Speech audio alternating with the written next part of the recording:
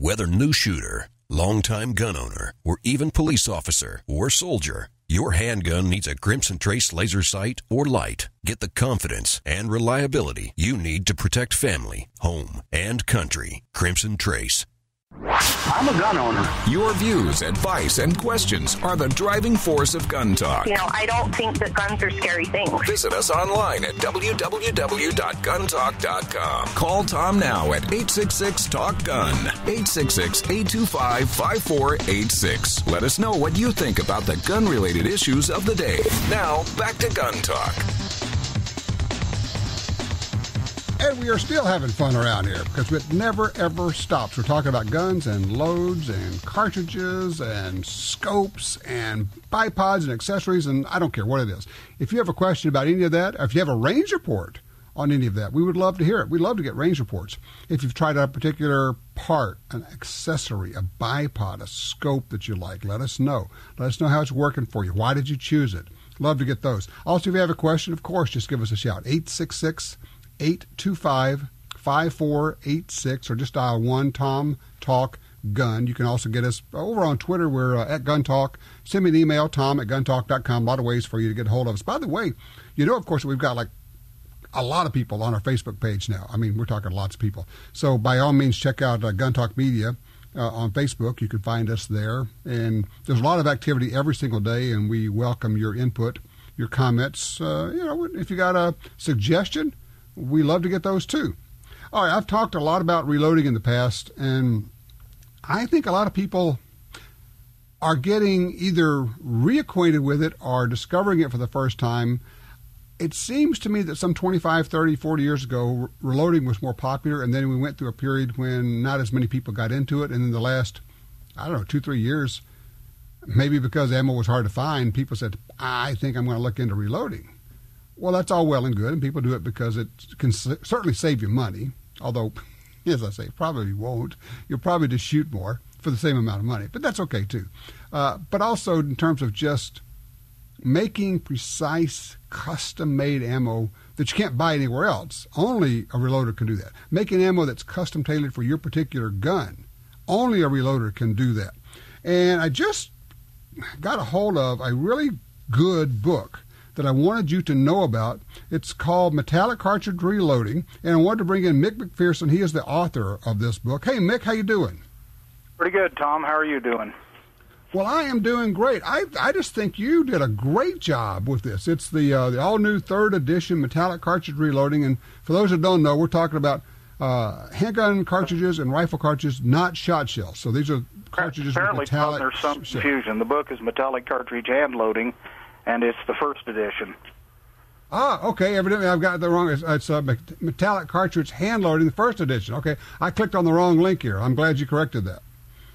So, all right. So, tell me about the book and how you got started and what it is. Well, I've been hand loading since I was 14 years old, similar to your experience. I believe you started with shot shells. I started with 30-30 cartridges, of all things. Yep. And ever since then, I've been fascinated with, well, since before then, I've been fascinated with metallic cartridges. And about 15 years ago, I started writing for a magazine, Precision Shooting, and have published probably a better part of 500 articles now for various gun magazines, mostly related to precision hand loading. And I think the subtitle of the book kind of explains it all, Pursuit of the Perfect Cartridge. That's my goal with the book, is to help people understand what it takes to make the cartridges that they produce as good as they can possibly be for whatever their application might be. All right, the book is titled Metallic Cartridge Hand Loading. You can get it on Amazon. We have it on our webpage at guntalk.com. Now, one of the things that occurs to me is that people may not understand, I'd like you to talk about, Mick, is that actually getting into reloading is not particularly difficult as long as you follow the correct steps, right? That's correct. The first thing I did when I was about 12 years old is I bought the Lyman loading manual, and I studied that thing and wore it out. And that's my advice to anyone interested in hand loading. Get a good data manual. There are many books, not just mine. There are many good choices. Study that. Read about it. Learn and understand the terminology and the concepts. And From there, start with a simple single-stage press. Start loading a cartridge that is a relatively easy cartridge to load, unlike the 3030, which has some problems that make it a difficult cartridge. Something like the 45 automatic, the 45 Colt. Those cartridges, 308 Winchester, very easy to hand load for. There's lots of components, lots of good data, and I think that is a good way to get started hand loading, but never stop learning. I learned something 2 years ago, or relearned something. None of us are past the point where we can learn. Well, and that takes me to the follow-up question, which I was going to say it's easy to get started in reloading, but the truth of it is you never get through learning things, and you can take it as far as you want to go in terms of trying to create the perfect cartridge. And since you've been writing for Precision Shooting, for those who don't know, this is like the uber gun geekiest magazine ever. If you want to get into real accuracy shooting and accuracy reloading, that's a great publication. But you can take this as far as you want to go, can't you? Absolutely. You can go clear into wildcatting, where you essentially produce your own cartridge design, modify every aspect of the case. You can turn the necks, you can prep the flash holes, you can modify the primer pockets, you can sort the cases by weight. There are all these things, including, and not limited to, those modifications of the case, but you can also sort bullets. There's all sorts of things, and a big deal is that you can learn how to make your ammunition work as good as it possibly can in your specific rifle or handgun. And that really is the goal of my book. It's not intended solely for precision, for the very best. As I said before, I talk about plinking ammunition. I discuss that in the book. And I have nothing against plinking ammunition. I've loaded a lot of plinking ammunition. My definition is any cartridge that suits the purpose and works as you desire it to work is adequate. But when you're shooting at a varmint 500 yards away, you need the best ammunition you can possibly get. And so I give in the book discussions of how to get to that goal. Well, and that works. One of the things that I was going to ask you about is the value. I've suggested to people, if you can find a mentor to get you started in reloading, that takes a lot of the pressure off, or leaves a lot of the anxiety, can really speed your development, can't it? Absolutely. My mentor was Winston Meyer, who died about 5 years ago. Winston was kind enough to sit down with me. He was my best friend's father. I found out that he hand-loaded. He found out that I was interested in hand-loading. We sat at the kitchen table, and he drank coffee, and I had tea, and we visited about the various things that concerned me, the things that I didn't understand. You know, reading a book is fine, but there's no substitute for personal interaction with an expert. Yes. And yes, you cannot overrate the value of a mentor. You know, also there are some of the better gun stores will have reloading classes. That's a real good way to get started. Yes, it is, and if you can find one in your community, attend it. Don't be afraid to ask questions. I've done seminars on hand loading, and the biggest problem that I see is that as a teacher, you look out across the audience and you see the people and you can tell they have a question and they're afraid to ask it. Never be afraid to ask a question. Maybe it seems trivial to you, but there's somebody in the class who has the same concern. Yeah. It may not be trivial. No, it's exactly right. And the thing is, with reloading, everything is important. And I'm not saying that it's as dangerous, because it's not, but everything's important. Let's talk about primer seating depth and how much pressure do you put on it if you're using a hand priming tool, things like that. I was talking to somebody the other day, somebody who I've known for years, and not a reloader, and she said, "You mean grains is not like how many individual grains you're putting in a cartridge?" And I'm going, "Oh, my gosh."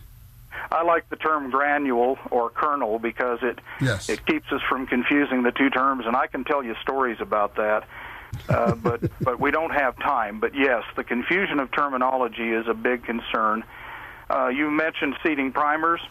I have seen and handled ammunition loaded by a person who had been loading longer than I had, every one of the primers was seated incorrectly. That is a common mistake that hand loaders made. It's something we sometimes get careless about, but always the correctly seated primer is important to the quality and the performance and perhaps the usefulness or functionality of the cartridge. Good way to get squib loads is to not seat the primers correctly. Another issue that's personal and close to my heart is something that is the most misunderstood thing in hand loading, I think. We all, sooner or later in our hand loading career, we get very, very concerned about getting precisely the same mass of propellant in each cartridge. We get a good quality scale, and we carefully drop granules into that pan until we have what we think is exactly the same weight of powder. Right. Then we haphazardly dump that charge into the case through a funnel. It turns out that the bench rest shooters have discovered many, many decades ago that how you charge the case is far more critical to the ballistic uniformity of the cartridge than the precise mass of the charge. So that's one of the things that I go into some detail in the book is charging the case consistently. Consistency is everything in hand loading. You mentioned everything matters. I was out at the local range here, and a couple of the club members were testing different lots of 22 long rifle ammo for their 22 target rifles. And I asked them I asked one of them, I said, would you mind wasting some of the ammo? I'll pay you for it. I know it's expensive, but I've always wondered how critical powder position was in 22 long rifle match ammo. And he said, well, it is expensive, and we talked for a minute, and I said, oh, it's probably not that big of a deal. And I was meaning that because of the way those guns are built, when they insert the cartridges, the propellant charge is going to lay in the case pretty similarly each time, so long as they do a reasonably consistent job of chambering that round. The other gentleman turned around, Rick St. John, looked over his shoulder, and he said, everything matters. That's exactly right. Everything matters. It does. Well, you have done a wonderful job. I mean, and as you know, I used to be the editor of Hand Loader magazine. I pay attention to this stuff. You have done a great job with this book. It's called Metallic Cartridge Hand Loading, Pursuit of the Perfect Cartridge by Mic McPherson. It's on Amazon. It's on our website. Go to guntalk.com. Look at Tom's picks. You can pick it up there. Mick, you just did a super job. I really appreciate you putting so much work into this. Well, it was a life's goal to produce what I believe is the ultimate book on the subject. And I hope that people appreciate it, and I hope it helps some others do a good job in learning how and load the best ammunition possible. I do appreciate you. Absolutely. Look, well done. I'm telling people, I really do recommend this. If you want to get into reloading handgun or rifle ammo, grab a copy of this book, Metallic Cartridge Hand Loading, Pursuit of the Perfect Cartridge. It will serve you well. 866 Talk Gun. Be right back.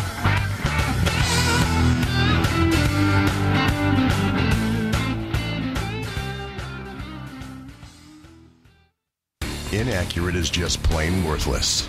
Doesn't matter if you're shooting for a national championship or just trying to beat your friend.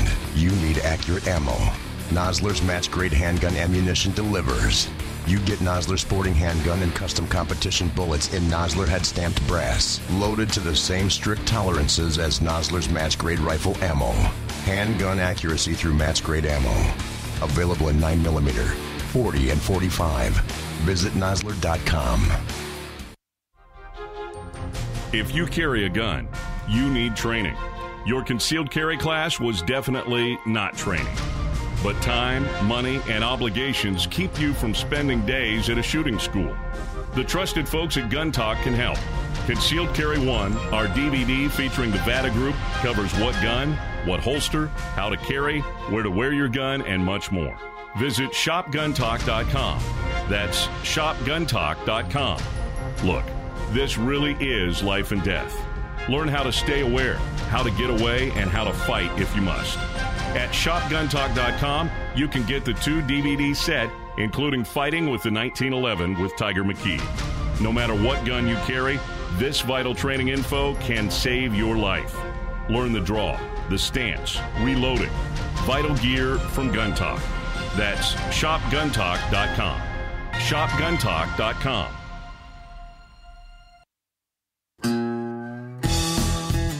field or on the range, you need a trigger you can trust. For over 60 years, Timney triggers have been trusted by hunters and shooters everywhere. A Timney trigger could mean the difference between a great shot and a miss. Timney triggers are proudly made in the USA and come with a lifetime warranty. To order, go to timneytriggers.com. That's TIMNEY triggers.com. The Ruger LC380 is the perfect pairing of the award-winning LC9 pistol and the popular 380 auto cartridge. The LC380 is the same size as the LC9, yet offers reduced recoil, making it Ruger's lightest recoiling personal protection pistol yet. It features a dovetailed high-visibility 3-dot sight system, 7-round magazine and finger grip extension floor plate, manual safety, and loaded chamber indicator. The Ruger LC380. Another rugged, reliable firearm from Ruger.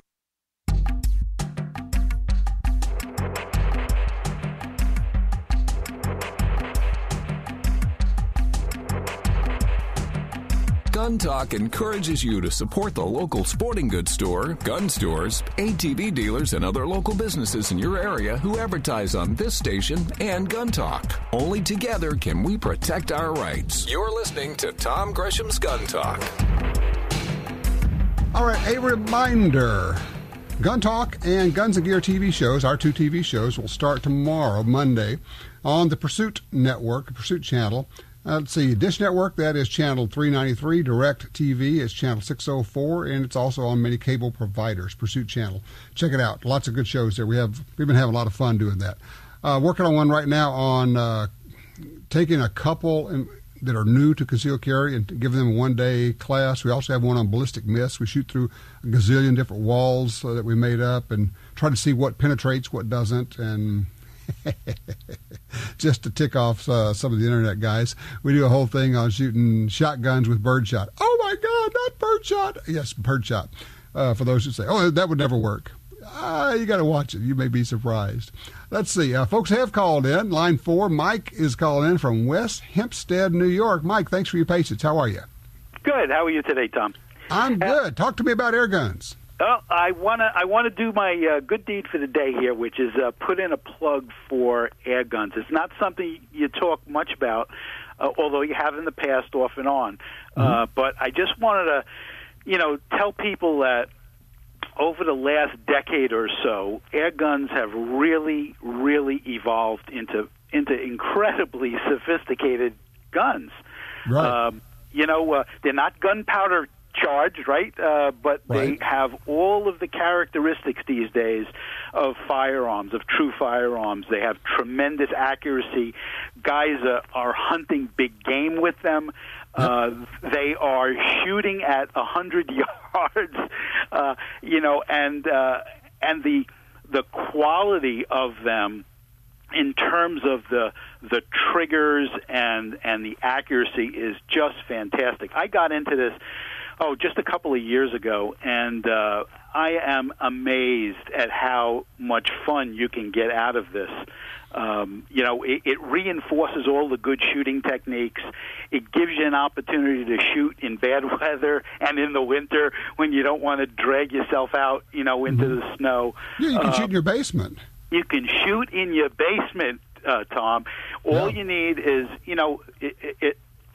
the classic range for bullseye air gun, pistol, or rifle is 10 meters.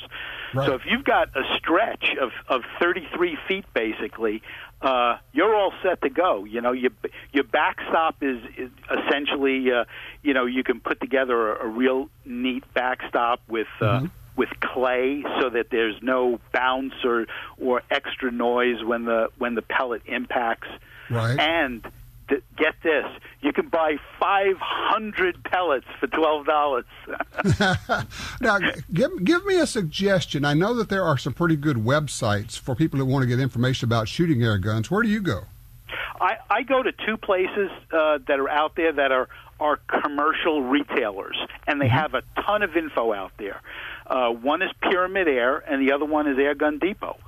I believe it's Pyramid Air is either partially owned or they work with a gentleman by the name of Paul Cappiello, who had a TV show on I think it was the outdoor channel called Air Gun America or American Air Gunner. A lot of his clips are out on YouTube. He does, it's a parallel world to the gunpowder world. Right. He'll do gun and gear reviews. He'll do, accuracy tests and things like this. He'll do maintenance techniques, and he's not the only one. And there are various forums out there too. And the thing I want to explain to people is two things that you really need to understand. One is that the air guns are the most accurate guns being made and have been for decades because you eliminate the variability of ammunition. So Olympic air guns actually are more accurate than Olympic 22 guns. The other thing is, to your point, is that the new generation of high-powered air guns, we're shooting essentially handgun bullets at supersonic velocities in many cases, hunting hogs, hunting deer very effectively. And I guess the third point, which goes back to something you mentioned, but I don't know that we really made the point, is that because of the ATF's definition of a firearm, air guns are not firearms, right? Correct. So you could buy one and have it shipped to your home. You can even have a silencer on it.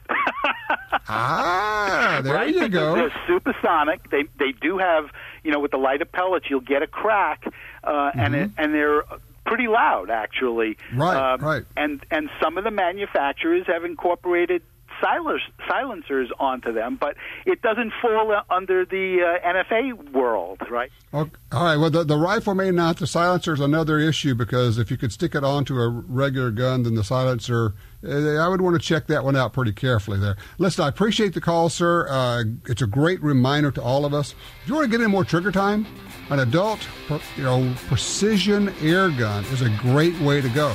Man, you can go out there and shoot 100, 200 rounds in an evening and work on really precise shooting. And I guarantee you that will transfer over when you take your powder gun out. You will shoot better with it. Simple as that. 866-TALK-GUN, 866-TALK-GUN. I'm Tom Gresham. This is Gun Talk. One of Talker Magazine's 100 most important radio talk show hosts in America. You're listening to Gun Talk, heard every week at this time on great radio stations across America. Stay tuned. Gun Talk is coming right back.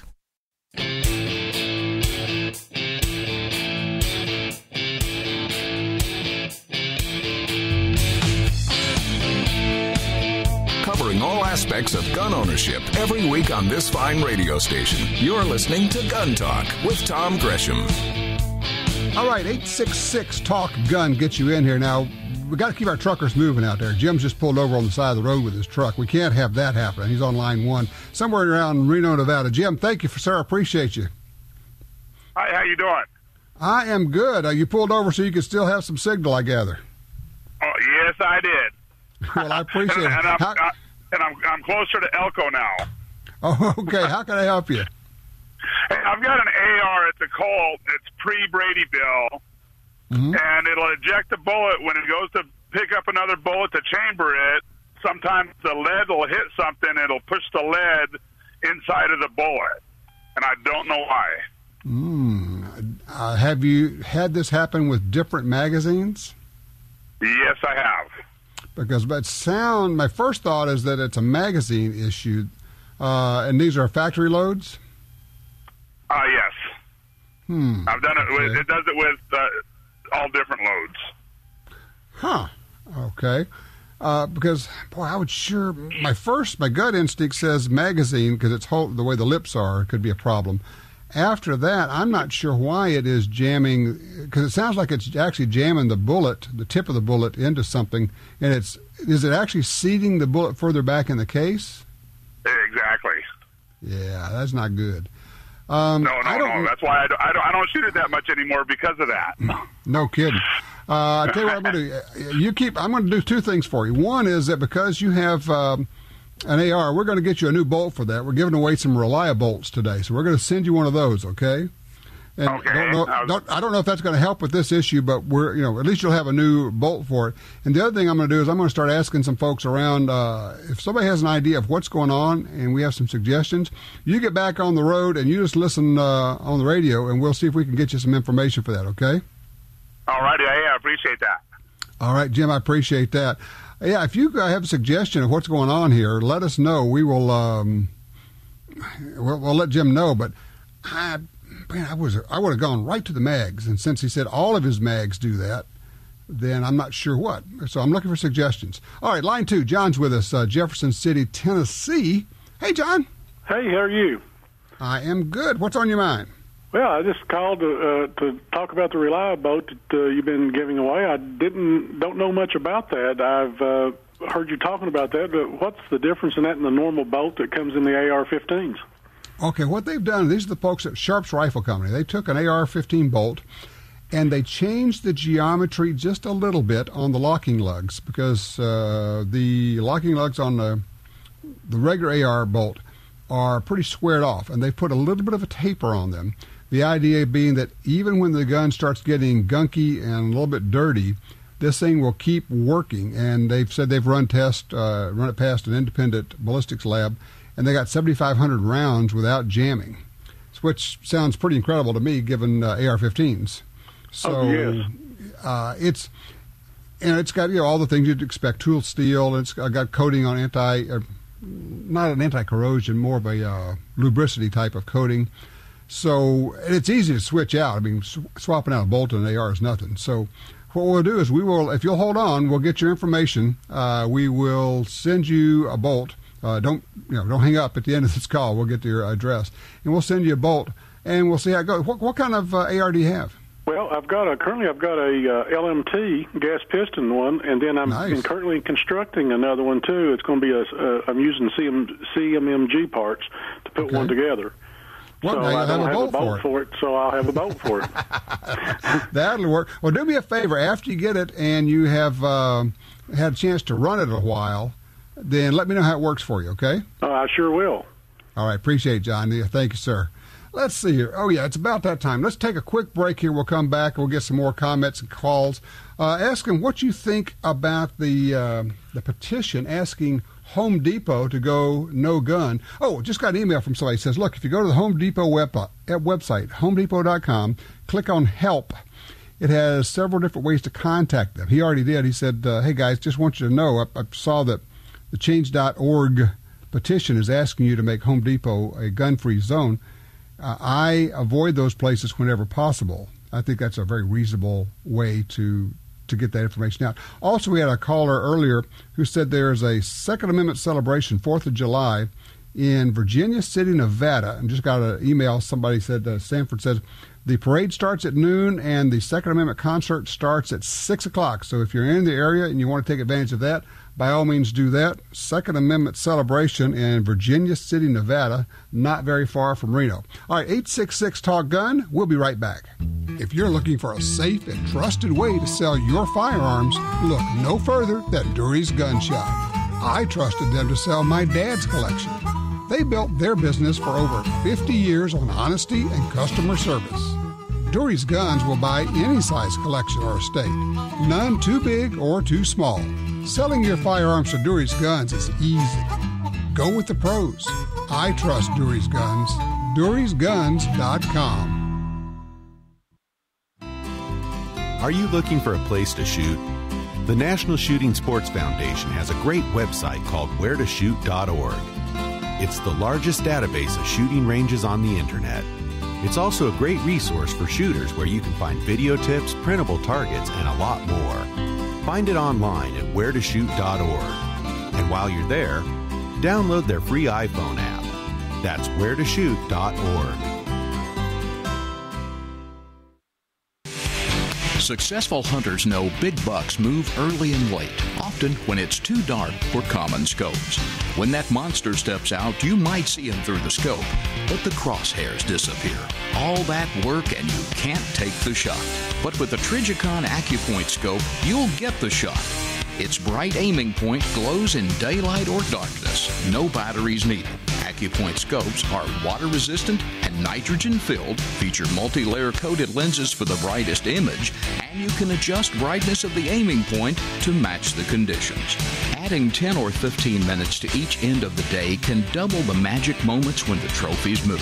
You can't hit the target if you can't see the sights. Trigicon AccuPoint Scopes. Check out the different models at Trigicon.com or call 1-800-338-0563. Brilliant aiming solutions from Trigicon. Hi, this is Doug Koenig, professional shooter and winner of over 60 national and world championships. If you shoot an AR, you need to be running the new Sharps Reliabolt. This bolt is amazing. The Reliabolt was fired 7,500 consecutive times by an independent test facility, jam-free. If you need the peace of mind and safety of not worrying about a jam, then buy the Sharps Reliabolt. Sharps Reliabolt is available at srcarms.com and tell them Doug sent you.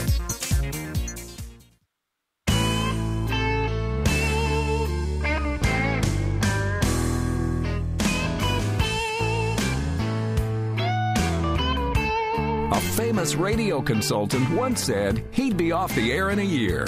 Whoops! Defending your Second Amendment rights since 1995 on over 150 radio stations nationwide. You're listening to Gun Talk with Tom Gresham. All right, back with you. Marcus is called in. He's on line 3 out of Camp Verde, Arizona. Hello, Marcus.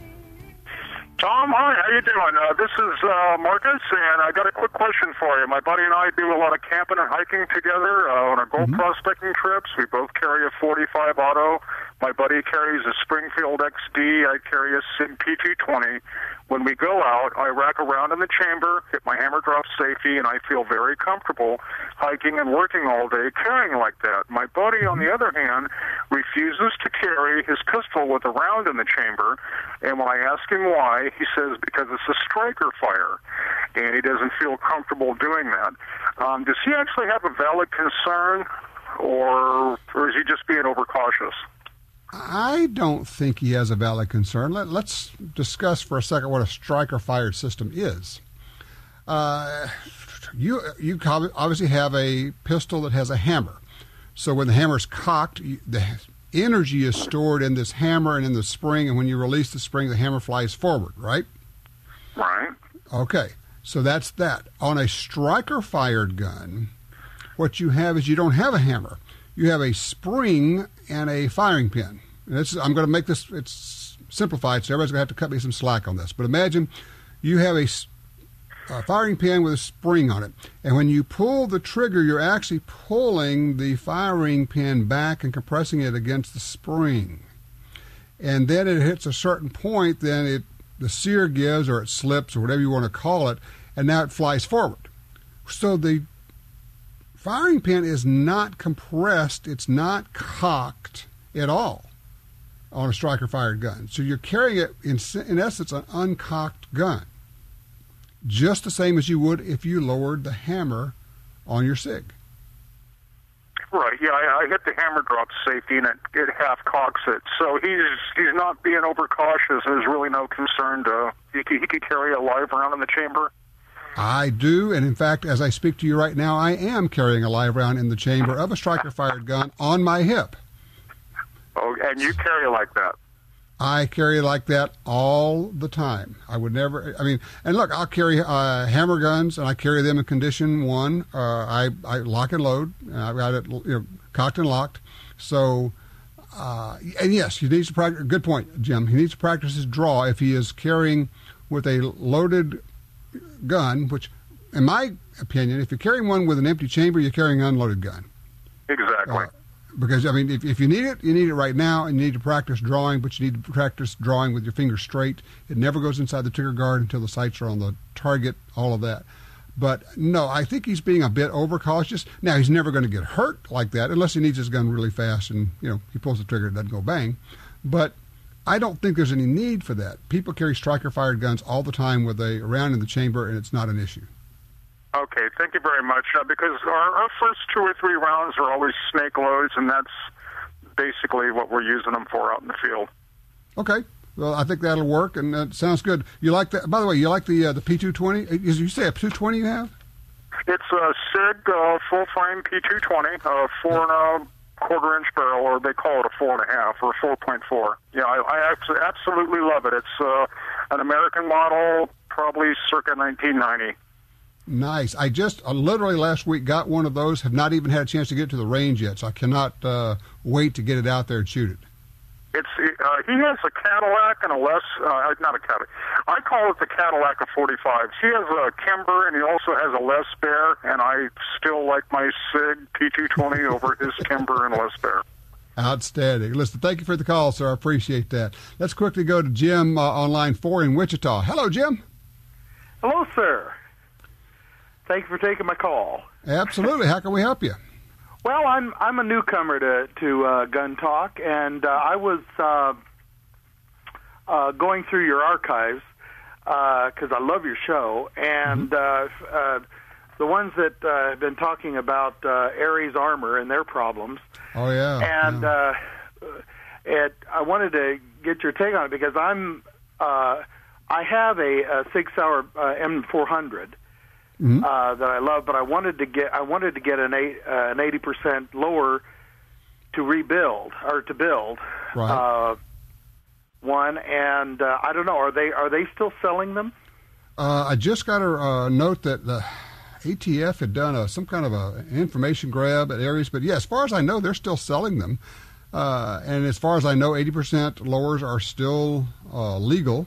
You just have to do the final work yourself. Don't go to one of these build parties where they are all doing it for each other. That's a problem. But if you do the final work yourself, you should be in good shape. Well, I've got a son-in-law and a son who'd probably help me. In fact, they'd probably want to do their own. Yeah, and that's fine. They're both very mechanically. Pardon me? Oh. But it's when you go to a build party where basically they sell you the 80% lower and then end up doing the work for you at the end. That's where it gets to be a real gray issue. By the way, since you have ARs, would you like one of these Reliabolts we're giving away? Yes, sir, I would. And if you don't mind me taking just a second, I don't necessarily believe in coincidences, but just while I was waiting for your show to start, I was online looking at that Reliabolt and thinking, man, I wish I had $80. Isn't that funny? This is great. You scored because we're going to send you a Reliabolt for free. So you were over at the src.com website. They're the Sharps Rifle Company. Sir. Cool. I'll tell you what, don't go anywhere. We'll get your address. I don't know if she already got it or not, but we'll get your address and we will ship you a Reliabolt, okay? Thank you, sir, very much. Absolutely. I appreciate that and appreciate what you're doing out there. Let's see. How much time we got? Because I want to make sure we have enough time for Amy here. Okay. Yes, we got Amy on line 2 out of Kansas. Hi, Amy. How can we help you? Well, first of all, I have an AR-15. If you have any more of those Reliabolts, I would appreciate one. And then I have a 25 caliber Tanfoglio. Not sure how to say that. Right, Tanfoglio. It's a Model 26. I got it at an auction, and it was a pretty neat little gun. I found out later that they're not very reliable. When I put the clip in, when I release, the shell won't go into the barrel. So I'm not sure whether it's a problem with the clip or what. I think it's the magazine, and I think you may have identified the problem. You got it at an auction. You might be able to find another magazine for it somewhere if you do some poking around, and that may solve the problem. Or you may just need to let somebody else enjoy that gun. Maybe that's a way to go. And Amy, I tell you what we'll do. You're going to be number 4 this hour, so we're going to shortchange somebody next hour. But yes, we're going to get you a Reliabolt. So don't go anywhere. Stay on the line. We'll get your information, and Michelle will take care of that for you. I love to hear when a lady calls and says, "I've got an AR." I said, absolutely. You're going to get one of these cool bolts. It's the Reliabolt from the Sharps Rifle Company. We're giving them away today. So that's what we're up to. Our number is 866-TALK-GUN, 866-TALK-GUN. Did you take something to the range? If you got a new gun, do you want to give us a range report? Man, we love hearing your stories of what's working for you and maybe even some problems you had. Sometimes we can diagnose them. Sometimes I can't, but somebody will have an answer for you. 866-TALK-GUN. Gun Talk stands for safety, personal responsibility, and common courtesy. To be a part of the show, call 1-TOM-TALK-GUN. Gun Talk will be right back.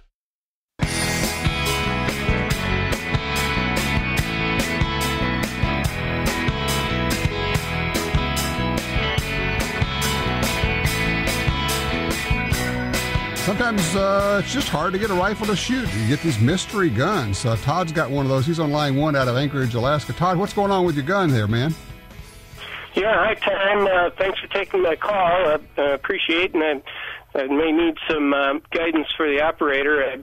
I bought an AR Bushmaster early this year, and I've been trying to get it to shoot some decent groups, and couldn't get anything under 2 or 3 inches at 25 yards, and so this is a kudos to Bushmaster. Sent it back in, and they test fired it, and they're sent back a couple of targets with 55 grain and 62 grain at 100 yards, and both of those were under an inch, and so I think I got an operator problem. What ammo are you shooting? Remington 55 grain. That's a UMC. Sorry. Okay, so yeah, it's factory ammo, 55 grain. That should shoot just fine. All right, here's 2 things to do. First question is going to be personal. Do you shoot any better than that with anything else? Well, yes, I do. I have a Remington 700 that in a 280 caliber that rested routinely shoots under an inch at 100 yards. Okay, so we know that you can shoot. All right, here's the question. How are you resting? What kind of a rest are you using for your rifle, your AR? Yeah, well, it's these sandbags, and so it's rested on a bench. Mm-hmm. And there's no point. The magazine is not hitting the bench, right? I'm using one of those short magazines, just a 5-round magazine in it. Yeah. Do you have a magazine? I mean, do you have a sandbag or something on the butt portion, so it's about at the back? That's also on some kind of a sandbag. Yeah, one on the forend and one on the right on the heel, and okay. Yeah. All right. Next question. When you sent the rifle back to Bushmaster, do you have a scope on this gun? I did when I shot it, but I didn't send it back with the scope on. Okay. My guess is the scope is the problem. Either the mounts or the scope. I'm guessing that's where the problem is, because you can shoot and you are using good technique. You got good sandbags. The rifle shot when you sent it back to Bushmaster. But you didn't send the scope back with it, so I'm guessing that you either have a scope mount that's not stable, or the scope itself is not good. Yeah, well, that's kind of what I was trying to rule out, and took that scope off my 700 and put it on that one, and so and I did the Loctite on the mounting screws, so. So let me ask you: Have you tried more than one type of scope, more than one scope on this rifle? No, just my Leopold fixed 4-power. Okay. See if you can borrow another scope from somebody who's got an AR and something that'll just clamp on to the rails, and try that. My guess is that there's an issue with the mount system. The rings, the mounts, something. Start over, take it all apart, put it back together, maybe get a different scope. And look, scopes sometimes, go out, and they're mechanical as well. They're really reliable, but sometimes some things happen to them. But try it with the iron sights, and then try it with a different scope. But I'm betting money on this one that the problem is with the scope or the mounts, and I'm guessing that's what you're going to find out. I wish you luck with it. It is really frustrating when you have a rifle that just seems to defy all logic, and very often when that happens, it's not with the rifle itself or the loads, it's with the sighting system, and that can drive you crazy. Sometimes just get a different scope, different mount, drop that on, see if it'll shoot that way. 866-TALK-GUN. No black helicopters here, just the facts about gun rights and gun ownership. This is Gun Talk.